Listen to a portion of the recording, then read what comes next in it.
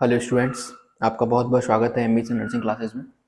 देखिए, हमारी जो न्यूट्रिशन वाली यूनिट चल रही थी, आज इसका ये दूसरा वीडियो है और इसके अंदर हम जो टॉपिक कवर करेंगे वो है क्लासिफिकेशंस ऑफ फूड्स के बारे में। ठीक है, इससे पहले वाले वीडियो में हमने इंट्रोडक्शन देखा, हिस्ट्री देखी न्यूट्रिशन के बारे में और कुछ डेफिनेशंस जो होती हैं, जैसे फूड क्या होता है, न्यूट्रिशन क्या होता है, न्यूट्रिएंट्स क्या होते हैं, उनके बारे में हमने बात की थी। आज हम आगे बढ़ेंगे क्लासिफिकेशन ऑफ फूड्स के बारे में। फूड, जैसा कि मैंने आपको पिछले वीडियो में बताया था, कि एक ऐसा केमिकल सब्सटेंस जिसके अंदर एनर्जी होती है या फिर वो हमारे लिए एनर्जी का सोर्स होता है। इसके अलावा वो न्यूट्रिएंट्स से मिलकर बना हुआ होता है, उसे अपन क्या कहते हैं? फूड कहते हैं। ठीक है, तो ये हमारे लिए सोर्स ऑफ एनर्जी होता है। अब अपन देखेंगे कि फूड कई प्रकार के होते हैं। ठीक है, उनका अपन क्लासिफिकेशन किस तरीके से करेंगे और कौन कौन से फूड्स होते हैं, उनसे हमें क्या प्राप्त होता है, उनके बारे में अपन बात करेंगे। तो चलिए वीडियो को अपन स्टार्ट करते हैं। देखिए, फूड ऑफ क्लासिफिकेशन देखें तो इनको अपन कई तरीके से क्लासिफाई करेंगे। जैसे ओरिजिन के बेस पर अपन क्लासिफाई करेंगे, केमिकल कंपोजिशन के बेसिस पे, फंक्शन के बेसिस पे एंड न्यूट्रिटिव वैल्यू के आधार पर हम इन्हें क्लासिफाई करेंगे फूड को। ठीक है, तो देखिए, सबसे पहले अपन इनके ओरिजिन के आधार पे क्लासिफाई कर लेते हैं कि फूड है वो कहाँ से ओरिजिनेट हुआ है। ठीक है, तो depending upon the origin of food is has been classified as animal food source and plant food source. इन दो पार्ट्स में अपन इनको डिवाइड कर देते हैं अकॉर्डिंग टू इट्स ओरिजिन के आधार पर। ठीक है, चलिए देखिए, फूड ऑफ एनिमल ओरिजिन, यानी ऐसे फूड जो एनिमल से ओरिजिनेट हुए हैं, जैसे कि मिल्क। हम सब जानते हैं मिल्क आपको भैंस से भी मिलता है, गाय से भी मिलता है, बकरी से भी मिलता है, तो ये सब क्या है? एनिमल्स है। इसके अलावा एग हो गया, जो कि मुर्गी से मिलता है, फिश होती है, मीट होता है, ये सब क्या है? एनिमल ओरिजिनेट फूड होते हैं। ठीक है, दूसरी तरफ हम बात करें प्लांट ओरिजिनेट फूड के बारे में, तो वो हमारी वेजिटेबल्स हो गई, ग्रीन लेफी वेजिटेबल्स, फ्रूट्स हो गए, सीरियल्स हो गए यानी अनाज होगी, पल्सेज हो गई, दाल हो गई, ये सब हमें क्या है? प्लांट से मिलता है, यानी पादपों से प्राप्त होती है। और कुछ हमें जो एनिमल से प्राप्त होते हैं वो हमने देख लिया, मिल्क हो गया, एग हो गया, फिश हो गया, मीट हो गया।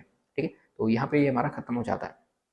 आगे अपन बढ़ते हैं according to the chemical composition and its nature के आधार पर। इनमें हमने पहले भी बात की थी, जैसे कार्बोहाइड्रेट्स होते हैं, प्रोटीन्स होती हैं, फैट्स होती हैं, विटामिन होते हैं, मिनरल्स होते हैं। तो ये हमारे केमिकल कंपोजिशन के आधार पर फूड्स हैं आपके। ठीक है, एक एक की हम बात करेंगे। सबसे पहले अपन बात करते हैं कार्बोहाइड्रेट की। ठीक है, कार्बोहाइड्रेट क्या है? Main source of energy for doing work. यानी हम बात करते हैं कि सोर्स ऑफ एनर्जी, जो हम बात कर रहे हैं कि एनर्जी हमें कहाँ से प्राप्त हो रही है, तो वो कार्बोहाइड्रेट से हमें प्राप्त होती है। मेन सोर्स होता है एनर्जी का कार्बोहाइड्रेट। जब आप अपनी थाली को खाने बैठते हैं तो उसमें देखते हैं तो आपके 50 to 70% जो होती हैं आपके, उसके अंदर कार्बोहाइड्रेट होता है। ठीक है, यानी हमारी यदि टोटल एनर्जी की बात करें तो उसमें से 50 to 70% एनर्जी हमें सिर्फ और सिर्फ कार्बोहाइड्रेट से प्राप्त होती है। बची जो हमारी 50 to 30% एनर्जी है वो हमारे फैट से भी आती है और हमें बात करें प्रोटीन से भी प्राप्त होती है। यदि हम कार्बोहाइड्रेट के मेटाबोलाइज की बात करें तो जब इसका मेटाबॉलिज्म हो जाता है, इसका डाइजेशन हो जाता है, तो ये ग्लाइकोजन के रूप में स्टोर हो जाता है हमारी मसल्स के अंदर। ठीक है, जो कि क्या है? रिजर्व फॉर्म ऑफ एनर्जी है। अब मान के चलिए हमने फूड कंज्यूम किया, हमें जितनी एनर्जी की जरूरत थी उतनी एनर्जी हमने ले ली, लेकिन हम फूड हमेशा अपनी भूख से ज़्यादा ही कंज्यूम कर लेते हैं। तो जो एनर्जी हमारे पास एक्स्ट्रा बची है उसको लिवर के अंदर एक प्रोसेस चलेगी जिसे अपन ग्लाइकोजेनेसिस कहते हैं। उस ग्लाइकोजेनेसिस के द्वारा वो क्या करेगा? ग्लूकोज को ग्लाइकोजन के अंदर चेंज कर देगा। किसके अंदर? ग्लाइकोजन के अंदर चेंज कर देगा। ठीक है, अब हमें मान के चलिए हमने खाना नहीं खाया लेकिन हमें एनर्जी की जरूरत पड़ जाती है, तो लिवर के अंदर ही एक चीज चलेगी, ग्लाइकोजन से आपके ग्लूकोज का निर्माण होगा, जिसे अपन कहते हैं ग्लाइकोजिनोलाइसिस। ये सारी प्रोसेस हैं। जब अपन कार्बोहाइड्रेट को डिटेल में पढ़ेंगे आगे की वीडियोस में, तो मैं आपको बताऊंगा पूरी प्रोसेस किस तरीके से मेटाबॉलिज्म चलता है कार्बोहाइड्रेट का। ठीक है, तो यहाँ पे हमें सिर्फ ये समझना है कि जो एक्स्ट्रा एनर्जी हमारी बॉडी के अंदर बच जाती है वो ग्लाइकोजन के रूप में हमारी बॉडी में स्टोर हो जाती है, जो कि लीवर के अंदर प्रोसेस चलती है, जिसे ग्लाइकोजिनोलाइसिस कहते हैं, जिसके द्वारा जो हमारा ग्लाइकोजन है वापस ग्लूकोज के अंदर चेंज हो जाता है और हमें एनर्जी एटीपी की फॉर्म में मिल जाती है। यदि हम कार्बोहाइड्रेट के सोर्स की बात करें तो हमारा स्टार्च हो गया, शुगर केन हो गया, ग्लूकोज हो गया, फ्रक्टोज हो गया, लैक्टोज हो गया। स्टार्च देखिए, जो कि आलू के अंदर भरपूर मात्रा में पाया जाता है। हम जब आलू काटते हैं सब्जी बनाने के लिए और उसको जब हम एक कटोरी के अंदर धोते हैं, उसके बाद हम आलू को निकाल लेते हैं, पानी बच जाता है, पानी को अपन फेंक देते हैं, लेकिन उस कटोरी को वहीं छोड़ देते हैं। तब क्या होता है? जब वो सूख जाता है पानी उसके अंदर, तो उसकी व्हाइटिश कुछ लेयर जम जाती है, व्हाइटिश पाउडर जैसे जम जाता है, वही क्या होता है? स्टार्च होता है। ठीक है, तो यहाँ पे हमने कार्बोहाइड्रेट की बात की। आगे देखिए, प्रोटीन की बात करते हैं। तो प्रोटीन की जब भी बात करते हैं तो प्रोटीन से हमें एनर्जी बहुत कम मात्रा में मिलती है, लेकिन प्रोटीन जरूरत होती है हमें बॉडी को बिल्ड करने के लिए, या फिर हम कहें मसल्स को बिल्ड करने के लिए। हम कहें प्रोटीन जो है वो बच्चों में ग्रोथ करने के लिए जरूरी होती है, और एडल्ट्स के अंदर ये बॉडी वेट को मेंटेन करने के काम आती है। जब भी मसल्स की बात करते हैं तो मसल्स जो बनती हैं वो हमेशा प्रोटीन से मिलकर बनी हुई होती हैं। ये हमें एनर्जी प्रोवाइड कराती है, लेकिन इतनी मात्रा में प्रोवाइड नहीं कराती जितनी कार्बोहाइड्रेट हमें प्रोवाइड करा के देता है। ठीक है, constitute about 20% of body weight, यानी ये हमारी बॉडी वेट का 20% प्रोटीन्स होता है हमारी बॉडी के अंदर। यदि हम बात करें इनके एग्जाम्पल की, तो मिल्क के अंदर प्रोटीन पाई जाती है जिसे अपन कैसिन प्रोटीन कह देते हैं। एग के अंदर एल्ब्यूमिन प्रोटीन भरपूर मात्रा में पाई जाती है। लेग्यूम्स यानी दालों के अंदर ग्लोबुलिन्स प्रोटीन्स बहुत ज़्यादा मात्रा में पाई जाती है, ठीक है। और आगे की वीडियोज में जब हम प्रोटीन पर एक पर्टिकुलर वीडियो में आपके लिए लेके आऊँगा, उसके अंदर हम देखेंगे प्रोटीन किस चीज़ों से मिलकर बनी होती है। जैसे प्रोटीन का जो मोनोमर होता है वो अमीनो एसिड्स होते हैं। तो जब प्रोटीन का डाइजेस्ट होगा, यानी प्रोटीन जब मेटाबोलाइज्ड होगी, तो उसके द्वारा प्रोटीन को छोटे छोटे अमीनो एसिड्स के अंदर तोड़ा जाएगा, ठीक है। ये प्रोटीन की बात हो गई। आगे अपन बात करते हैं फैट की। फैट क्या होता है? Mainly as the source of energy. यहाँ पे मैं आपको एक चीज़ क्लियर कर देता हूँ। पहले हमने देखा तो वो भी क्या था? एनर्जी का सोर्स था, फैट भी एनर्जी का सोर्स था। फिर इन दोनों में डिफरेंस क्या है? तो देखिए, दोनों ही सोर्स एनर्जी के हैं, लेकिन यदि हम बात करें मात्रा की, यानी क्वांटिटी की यदि हम बात करते हैं, तो फैट से हमें ज़्यादा मात्रा में एनर्जी मिलती है। यदि हम 1 ग्राम फैट कंज्यूम करते हैं, तो उससे हमें 9.1 किलो कैलोरी एनर्जी हमें प्रोवाइड होगी। लेकिन वही यदि हम 1 ग्राम कार्बोहाइड्रेट का लेते हैं, तो हमें 4 किलो कैलोरी जो है वो प्रोवाइड होगी। तो यदि हम क्वांटिटी की बात करते हैं, तो हमें फैट से ज़्यादा मात्रा में एनर्जी प्रोवाइड होती है। वहीं यदि हम कार्बोहाइड्रेट की बात करते हैं, तो हमें सिर्फ 4 किलो कैलोरी ही एनर्जी मिल पाती है। तो फिर आपके दिमाग में एक सवाल आएगा कि फिर हम ज़्यादा से ज़्यादा फैट ही कंज्यूम क्यों नहीं कर लेते? तो उसके पीछे के रीज़न है, भले ही इससे हमें ज़्यादा मात्रा में एनर्जी प्रोवाइड हो रही है, लेकिन यदि हम बात करते हैं कि जल्दी एनर्जी किससे मिलेगी, यानी हम बात करें क्वालिटी की एनर्जी हमें किससे मिलेगी। हमने खाना खाया, खाना खाने के तुरंत बाद हमें चाहिए कि हमें एनर्जी हैंड टू हैंड मिल जानी चाहिए, ठीक है, 1 से 2 घंटे के अंदर। लेकिन फैट की बात करते हैं, तो फैट लेता है मेटाबॉलिज्म, फैट का जो चलता है सबसे लास्ट में जाके फैट डाइजेस्ट होता है, ठीक है, 4 से 5 घंटे के अंदर ये डाइजेस्ट होता है। वहीं हम कार्बोहाइड्रेट की बात करते हैं, तो कार्बोहाइड्रेट बहुत ईजिली जल्दी ही 1-2 घंटे के अंदर डाइजेस्ट होकर तुरंत हमें ग्लूकोज के रूप में प्रोवाइड हो जाता है, और हमारी बॉडी उसको मेटाबॉलिज्म करके सीधे हमें एटीपी की फॉर्म में एनर्जी प्रोवाइड करा देती है। तो जल्दी की बात करेंगे तो हमें कार्बोहाइड्रेट से एनर्जी मिलेगी, और ज़्यादा की बात करेंगे तो फैट से हमें एनर्जी मिलेगी। तो हमें जल्दी चाहिए, तो हम किसको ज़्यादा कंज्यूम करेंगे? कार्बोहाइड्रेट को सबसे पहले अपन कंज्यूम करते हैं, जिससे हमें जल्दी एनर्जी प्रोवाइड मिल जाती है। इसलिए जो हमारी एनर्जी का मेन सोर्स होता है वो कार्बोहाइड्रेट है, ना कि फैट है, ठीक है। फैट के अंदर क्या होता है? एसेंशियल न्यूट्रिएंट्स होते हैं, जैसे कि एसेंशियल आपके फैटी एसिड्स हो गए, या फिर फैट सॉल्युबल विटामिन्स हो जाते हैं, ये भी फैट के अंदर हमें देखने को मिलती है। यदि हम फैट के सोर्स की बात करें, तो जो सीड्स होते हैं, ठीक है, उनके अंदर ऑयल मिलता है, जैसे कि आपकी मस्टर्ड सीड हो गए, उसके द्वारा हमें मस्टर्ड ऑयल मिलता है। आपके पीनट्स हो गए, उसके द्वारा हमें पीनट का ऑयल मिलता है, ठीक है। तो इस जो सीड्स होते हैं उनके अंदर हमें ऑयल देखने को मिलता है। बटर फ्रॉम मिल्क, ठीक है, दूध से अपन मक्खन बनाते हैं। इसके अलावा लार्ड फ्रॉम मीट, ठीक है, ये सारी चीज़ें हो जाती हैं। फिश के अंदर जैसे कि जो नॉन वेज होता है उसके अंदर ओमेगा 3 फैटी एसिड्स होते हैं। वहीं जो नट्स होते हैं उनके अंदर क्या होता है? ओमेगा 6 फैटी एसिड्स हमें देखने को मिलते हैं, जो कि क्या है, एक तरीके से एसेंशियल न्यूट्रिएंट्स हैं, जो कि फैट्स के अंदर हमें देखने को मिलते हैं। चलिए कुछ आगे अपन बढ़ते हैं। तो ये जो मैंने पिछली बात की आपने, कार्बोहाइड्रेट, फैट्स और प्रोटीन, ये क्या होते हैं? मेजर कंपोनेंट्स होते हैं हमारे फूड के, या फिर हम कहें माइक्रो मॉलिक्यूल्स होते हैं। लेकिन कुछ ऐसी चीज़ें भी होती हैं हमारे फूड के अंदर जो हमें लिस्ट अमाउंट में चाहिए, लेकिन हमारी बॉडी को बहुत ज़्यादा ज़रूरत उनकी पड़ती है, ठीक है। तो विटामिन की हम बात करते हैं। देखिए, ये एक ऑर्गेनिक कंपाउंड है जो कि माइन्यूट क्वांटिटी में हमारी बॉडी के लिए चाहिए, जिससे हमारी बॉडी नॉर्मल फंक्शन कर सके, और हमारी बॉडी है वो गुड हेल्थ को मेंटेन कर सके, ठीक है। बहुत कम मात्रा में इनकी ज़रूरत होती है, लेकिन ये आवश्यक होते हैं हमारी बॉडी के लिए। ये हमें किसी भी प्रकार की एनर्जी प्रोवाइड नहीं कराते, ना ही ये हमारी बॉडी को बनाने में हेल्प करते हैं, ठीक है। लेकिन फिर भी ये हमारी ज़रूरत है, क्यों? क्योंकि ये हमारी बॉडी नॉर्मल फंक्शन करती रहे, उसके लिए ज़रूरी है। साथ ही साथ हमारी जो गुड हेल्थ है वो मेंटेन है, उसके लिए भी बहुत ज़्यादा ज़रूरी हो जाते हैं। जब अपन विटामिन की बात करते हैं, तो विटामिन बेसिकली आपकी 6 विटामिन होते हैं, ठीक है। A vitamin B complex, vitamin C, vitamin D, vitamin E, vitamin K, यहाँ पे लिखी हुई है, देखिए, ए, डी, ई, के। और इधर विटामिन बी कॉम्प्लेक्स है, ये पूरा B1 से लेके B12 तक, और विटामिन विटामिन सी, ठीक है। अब जब अपन विटामिन की बात करते हैं, तो इनको अपन ने 2 पार्ट्स में डिवाइड कर दिया। कुछ विटामिन ऐसे हैं जो कि वाटर के अंदर सॉल्युबल होते हैं, और कुछ विटामिन ऐसे हैं जो सिर्फ और सिर्फ फैट के अंदर सॉल्युबल होते हैं, और फैट के द्वारा ही उनका ट्रांसपोर्ट किया जाता है। तो सबसे पहले हम बात करते हैं फैट सॉल्युबल विटामिन कौन से हैं। तो A, vitamin D, vitamin E, vitamin K, ये ऐसे विटामिन हैं 4 जो कि फैट के अंदर सॉल्युबल होते हैं। यदि हम वाटर के अंदर सॉल्युबल विटामिन की बात करें, तो पूरा बी कॉम्प्लेक्स हो गया, जिसके अंदर B1 आ गया, B2 आ गया, B3, B5, B6, B7, V9 और B12, ठीक है। और विटामिन सी, ये वाटर के अंदर सॉल्युबल होते हैं। यदि आपको याद करने में कठिनाई आती है, तो थोड़ा सा मैं आपको बता देता हूँ। देखिए, वाटर के अंदर से हमने W उठाया, और V के अंदर से विटामिन बी और विटामिन सी, ठीक है। तो WBC आप याद करेंगे तो आपको पता लग जाएगा कि वाटर के अंदर सॉल्युबल विटामिन कौन सी है, बी कॉम्प्लेक्स और विटामिन सी। यहाँ से क्वेश्चन बहुत अच्छा बनता है MCQ के अंदर, ठीक है, तो ये वाली बात हो गई। अब हम बात करते हैं कि कहाँ से ये हमें मिलती है। तो देखिए लीफी जो वेजिटेबल्स होती हैं and fruits are good source of vitamin. ठीक है, जितनी हरी पत्तेदार सब्जियां होती हैं वहाँ से हमें विटामिन बहुत ज़्यादा मात्रा में मिलती है। जैसे गाजर की हम बात करें तो विटामिन ए हमें मिलता है, और पालक की बात करें तो हमें विटामिन बी वहाँ से मिल जाता है। ठीक है, तो ऐसे कुछ सोर्स होते हैं आपके। और इसके अलावा फ्रूट्स होते हैं, जैसे कि आपका ऑरेंज हो गया, उससे हमें विटामिन सी मिलता है। गूसबेरी हो गया, आंवला हो गया, उससे हमें विटामिन सी गुड सोर्स मिलता है। ठीक है, ये सारी चीज़ विटामिन हो गए। आगे हम बात करते हैं मिनरल्स। तो विटामिन और मिनरल्स ऐसे कंपोनेंट्स हैं हमारे फूड के जो हमें लिस्ट अमाउंट में चाहिए होते हैं, लेकिन हमारी बॉडी के लिए ज़रूरत होते हैं।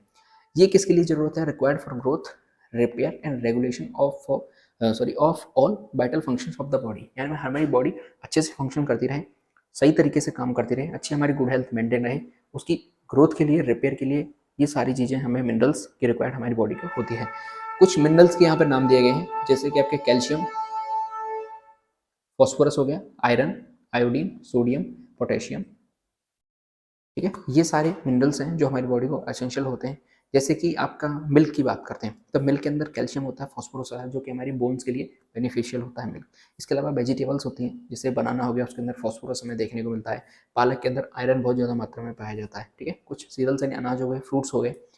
तो इन सब चीज़ों से हमें मिनरल्स की जो कमी है हमारी, वो पूरी हो जाती है। फूड के अंदर ही हमें देखने को मिलते हैं। आगे हम बढ़ेंगे कि और किस बेसिस पे अपन फूड को डिवाइड कर सकते हैं। तो according to their functions in their body, यानी कि हमारी बॉडी में वो किस तरीके से फंक्शंस करते हैं या फिर क्या फंक्शन हमारी बॉडी के अंदर कर रहे हैं, इसके बेसिस पे अपन फूड को डिवाइड करते हैं। जैसे बॉडी बिल्डिंग फूड, कुछ फूड ऐसे हैं जिनसे हमारी बॉडी बिल्ड होती है। ठीक है, यदि हमें बॉडी की ग्रोथ करनी है, बॉडी को बनाना है, तो उसके लिए हमें वो फूड कंज्यूम करने होंगे।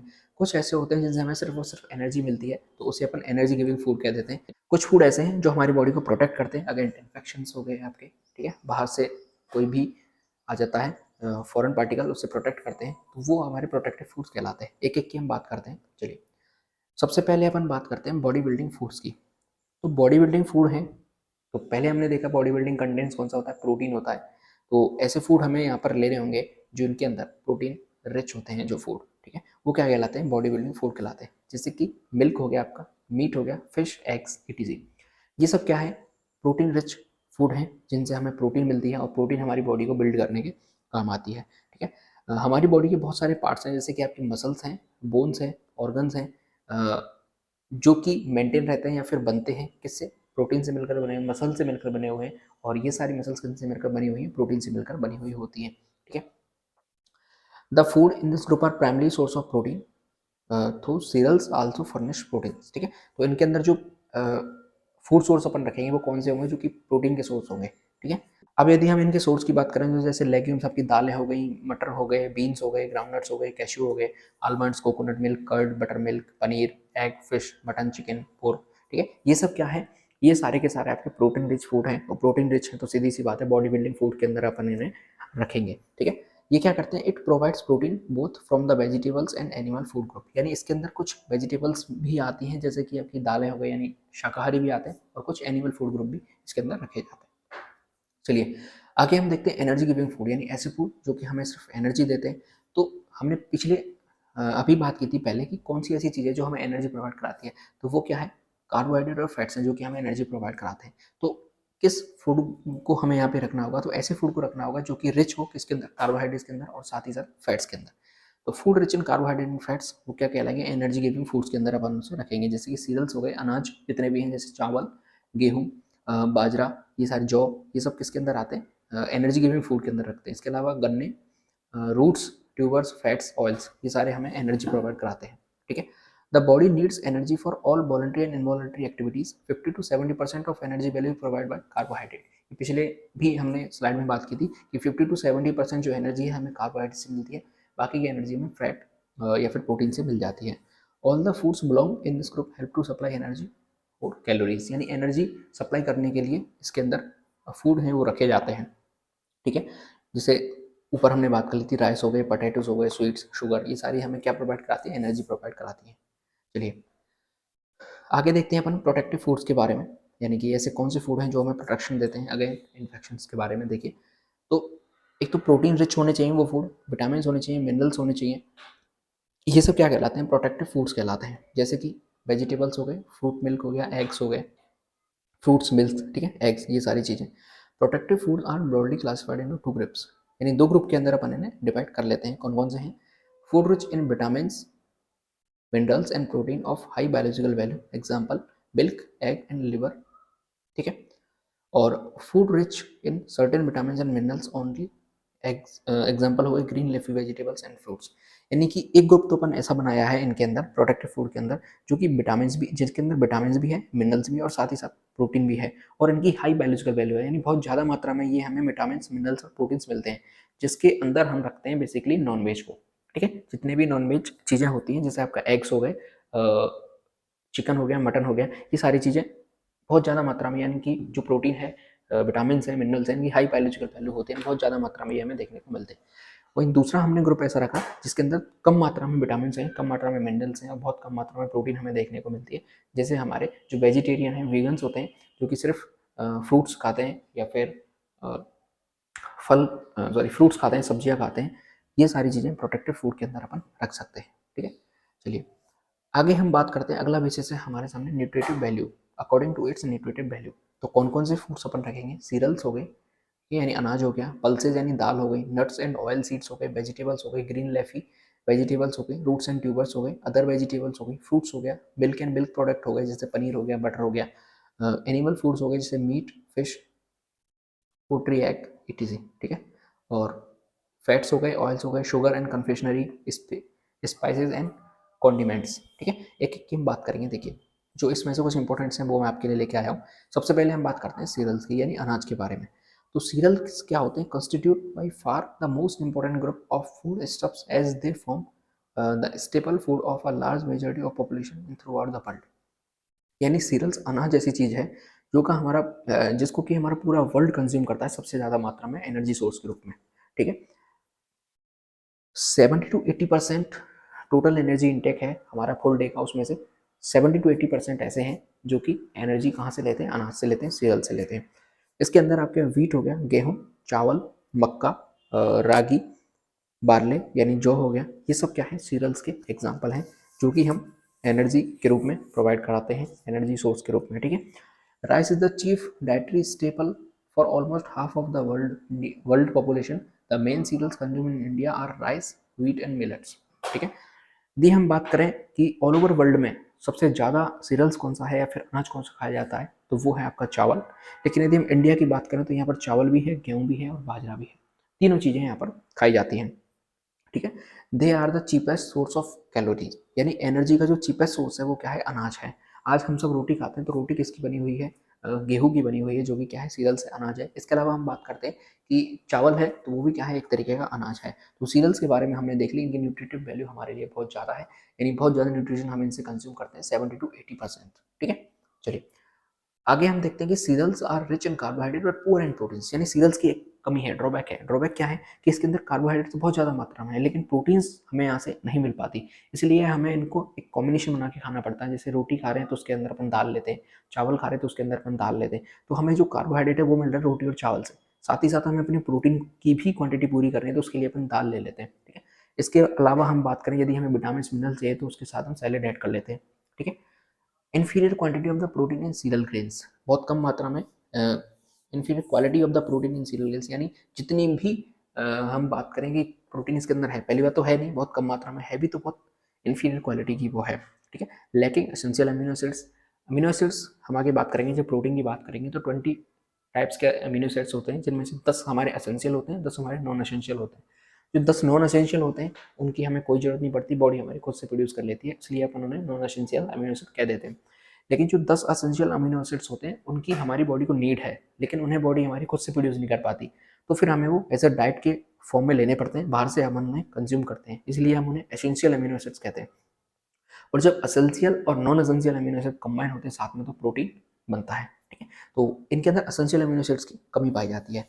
Lysine is amino acid which is deficient in wheat. Lysine जो कि 20 अमीनो एसिड्स के अंदर से एक अमीनो एसिड है, ये व्हीट में नहीं पाया जाता या फिर इसकी कमी पाई जाती है चावल के अंदर, मक्के के अंदर, ठीक है। जबकि ट्रिप्टोफैन और threonine are also present in very small amount in corn and rice respectively. तो लाइसिन है ये बहुत कम मात्रा में पाया जाता है, ठीक है। साथ ही साथ ट्रिप्टोफैन और थ्रियोनिन, यानी 3 ऐसे अमीनो एसिड्स हैं जो कि इनके अंदर नहीं पाए जाते या फिर पाए जाते हैं तो बहुत कम मात्रा में पाए जाते हैं। यहाँ पे अनाज की बात हमारी खत्म हो जाती है। अब अपन प्रोटीन सोर्स की बात करते हैं, तो सबसे पहले हम देखते हैं पल्सेस के बारे में, यानी दाल के बारे में। तो दाल क्या होता है, जो पल्सेस होते हैं इनके दाल होते हैं, ग्राम्स होते हैं, ठीक है। ये है रिच इन प्रोटीन, प्रोटीन के अंदर बहुत ज़्यादा मात्रा में, अबाउट 20 to 25% प्रोटीन इनके अंदर पाई जाती है। साथ ही गुड सोर्स होते हैं किसके, विटामिन ए के, विटामिन डी के, विटामिन B12 के, विटामिन सी की। जो दालें हैं वो गुड सोर्स होती हैं, ठीक है। Pulses are very important in the Indian diet as source of protein because animal food are consume only in small amount. तो देखिए जो हमारे यहाँ पे इंडिया के अंदर यदि हम बात करते हैं तो मेजोरिटी जो है वो बहुत ज़्यादा क्या है, वेजिटेरियन लोग रहते हैं, ठीक है। तो वेजिटेरियन लोग हैं तो उनके लिए दाल बहुत ज़्यादा मायने रखती है एज अ प्रोटीन सोर्स के रूप में। आप भी देखते हैं जब अपन खाना खाते हैं तो उसके अंदर दाल जरूर होती है, ठीक है। अगर दोनों टाइम अगर नहीं बना पाते तो एक टाइम अपन दाल जरूर से कंज्यूम करते हैं, ठीक है। बहुत से लोग हैं जो एनिमल फूड कंज्यूम करते हैं लेकिन वो इतनी मात्रा में नहीं करते कि वो रेगुलर उसे कंज्यूम कर सकें, तो वहाँ से भी हमें जो प्रोटीन है वो पूरी नहीं मिल पाती, ठीक है। आगे हम बात करते हैं मिल्क एंड मिल्क से बने हुए प्रोडक्ट। तो मिल्क क्या है, milk is the best and most complete of all food, ठीक है। Contain all the nutrient necessary for growth and development for young ones, यानी कि जितने भी कंटेंट्स हमें यंगस्टर्स के लिए चाहिए होते हैं वो सारे के सारे किसके अंदर पाए जाते हैं, मिल्क के अंदर पाए जाते हैं। फिर चाहे वो फैट्स हो गया, फिर चाहे वो प्रोटीन्स हो गए, फिर चाहे वो कार्बोहाइड्रेट हो गया, फिर चाहे विटामिन हो गए, फिर चाहे आपके मिनरल्स हो गए, वो सारे के सारे किसके अंदर मिलते हैं, मिल्क के अंदर हमें मिलते हैं। इसलिए मिल्क को सारे लोग कंज्यूम करते हैं, चाहे वो नॉन वेज हो चाहे वो वेजिटेरियन हो, ठीक है। Is the good source of protein, fats, carbohydrate, vitamin and minerals. Protein 3.5% protein of total weight of milk, ठीक है। आप लगाइए टोटल वेट ऑफ मिल्क का 3.5% क्या पाया जाता है, प्रोटीन पाया जाता है। कौन कौन सी प्रोटीन, कैशिन प्रोटीन होगी आपकी, लैक्टोग्लोबुलिन प्रोटीन और लैक्टा एल्ब्यूमिन प्रोटीन इसके अंदर पाई जाती है, ठीक है। कार्बोहाइड्रेट कौन सा पाया जाता है, तो लैक्टोज नाम का कार्बोहाइड्रेट जो है मिल्क के अंदर पाया जाता है। फैट की बात करते हैं तो 4.4% काउ मिल्क के अंदर फैट पाया जाता है, 8.8% बफेलो मिल्क के अंदर पाया जाता है और 3.4% ह्यूमन मिल्क के अंदर फैट पाया जाता है, ठीक है। सारी की सारी विटामिन इसके अंदर मिल जाती हैं लेकिन विटामिन सी और विटामिन ई को छोड़कर, ठीक है। विटामिन सी और विटामिन ई को छोड़कर सारी विटामिन मिल्क के अंदर हमें मिल जाती हैं। और हम बात करते हैं कि सारे के जो मिनरल्स हैं लगभग सारे मिनरल्स इसके अंदर मिल जाते हैं, किसको छोड़ के, आयरन इसके अंदर बहुत कम मात्रा में पाया जाता है या फिर एब्सेंट होता है, और कैल्शियम इसके अंदर बहुत भरपूर मात्रा में हमें देखने को मिलता है। Milk serve as the sole food for young during the most crucial phase of growth and development, यानी जो छोटा बच्चा होता है उसके लिए हम बात करते हैं कि जो मेन फूड ऑफ सोर्स होता है वो क्या होता है, मिल्क ही होता है, क्योंकि उसके लिए सारी चीज़ें जो हैं वो मिल्क के अंदर मिल जाती हैं कंप्लीट। इसके अलावा कुछ मिल्क प्रोडक्ट्स होते हैं जैसे आपके चीज़ हो गई, खोवा हो गया और कर्ड हो गया, ये भी हमें मिल्क से प्राप्त होती है और इनके अंदर भी सारी भरपूर मात्रा में चीज़ें हमें देखने को मिलती है। आगे देखिए मीट के बारे में बात करते हैं। नॉनवेज है मीट, तो मीट क्या होता है, चाहे वो गाय का मीट हो, बकरे का हो, शीप या जो भी हो, मीट है और ये प्रोटीन रिच फूड होता है, ठीक है। और इसके अंदर हाई बायोलॉजिकल वैल्यू भी पाई जाती है प्रोटीन की, 18 to 22% जो है प्रोटीन है। और जो प्रोटीन है वो हाई क्वालिटी का प्रोटीन यानी हाई बायोलॉजिकल वैल्यू उस प्रोटीन की है और जल्दी वो हमारी बॉडी के अंदर एब्जॉर्ब हो जाता है। कौन सा प्रोटीन इसके अंदर पाया जाता है, मायोसिन प्रोटीन पाया जाता है, ठीक है। मसल एल्ब्यूमिन पाया जाता है और मायोग्लोबिन प्रोटीन है जो कि इसके अंदर पाए जाते हैं, ठीक है। Fair source of vitamin B, ठीक है। विटामिन बी कॉम्प्लेक्स जो है पूरा का पूरा कॉम्प्लेक्स इसके अंदर पाया जाता है, इसके अंदर सारी विटामिन बी पूरी पाई जाती है, ठीक है। इसके अंदर विटामिन ए एब्सेंट होता है, विटामिन सी एब्सेंट होता है, विटामिन डी एब्सेंट होता है, ठीक है। इसके बाद हम बात करते हैं कि contents fat and the energy provide by meat depend on its fat content, यानी कि यहाँ से हमें फैट भी मिलता है लेकिन ये डिपेंड करता है कि उसके अंदर फैट कंटेंट कितना है, ठीक है।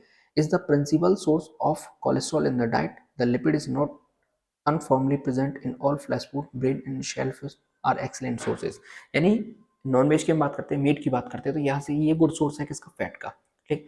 लेकिन फैट सारे मीट के अंदर नहीं पाया जाता, कुछ होते हैं जैसे कि आपकी फिश हो गई उनके अंदर फैट पाया जाता है, अभी हमने देखा था ओमेगा 3 फैटी एसिड उस फिश के अंदर देखने को हमें मिलते हैं, ठीक है। यदि हम मिनरल एलिमेंट की बात करते हैं तो कौन सा ऐसा एलिमेंट है जो कि मीट के अंदर पाया जाता है, तो वो है आयरन, ठीक है। आयरन हमें मिल्क से नहीं मिल रहा था तो मीट से वो आयरन है वो मिल जाता है हमें, ठीक है।